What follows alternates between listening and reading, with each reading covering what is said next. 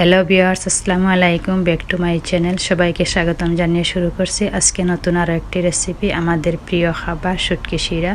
তো শুটকি শিরা কীভাবে রান্না করি আপনারা সাথে থাকেন। এবার মূল প্রসঙ্গে চলে যাই দেরি না করে। এই যে প্যাকেটের পাতা দেখেছেন, সবুজ পাতা, ওই পাতা দিয়ে ঝটপট শুটকি শিরা রান্না করব। আর এখানে যা যা আছে সব আমার এই শুটকি শিরার কাজে লাগবে।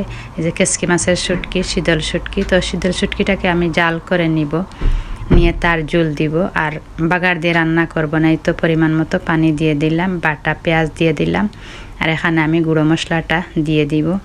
লাল মরিচের গুঁড়ো 2 চামচ দিয়ে দিব, সামান্য হলুদ দিব, আর পরিমাণ মতো লবণ দিব। তো সব একসাথে দেওয়ার পর ভালো করে ব্লগ আসার পর আমি এই যে সবুজ পাতাটা দিব, আলুটা দিব। এবারে ভালো করে ব্লগ চলে আসুক, তো তার কাঁচা মশলার গন্ধটা থাকবে না। আর এই মশলাতেই আমি আবার মাছও ইউজ করব। এবারে ব্লগটা চলে আসছে, এখন কয়েকটা কাঁচামরিচও দিয়ে দিছি, আবার মাছটাও দিয়ে দিলাম, মাছের গন্ধটাও চলে গেছে। এবারে আমি সবুজ পাতাটাও দিয়ে দিলাম, আলুটাও একসাথে দিয়ে দিব। তো আলু আর এই সবুজ শাকটা একসাথে সফট হওয়ার পরে বাকি ওই যে ঝোলটা, শীতল শুটকির যে ঝোলটা আমি জাল করে রেখেছি, ওই ঝোলটা দিয়ে দিব। তো একসাথে আমি, আপনারা দেখতেই পাচ্ছেন, একসাথে সব কিছু দিয়ে দিলাম। তো শীতল শুটকির ঝোলটা লাস্টে দিব। এই তো সফট হয়ে গেছে আমার কারিটা। আর মাছটাও আমি ভেঙে ভেঙে দিয়েছি, এভাবে দিলে অনেক ভালো লাগে। আর এই তো ঝোলটাও দিয়ে দিলাম, আস্তে আস্তে দিব যাতে তার কাঁটাটা নিচে থাকে। আর এই ঝোলটা আস্তে আস্তে দিব। তো এই ঝোল দিয়েই আমি রান্না করব, আর এক্সট্রা কোনো পানি দিব না। এই শীতল শুটকির ঝোলটা দিয়েই শুটকি শিরা রান্না করব।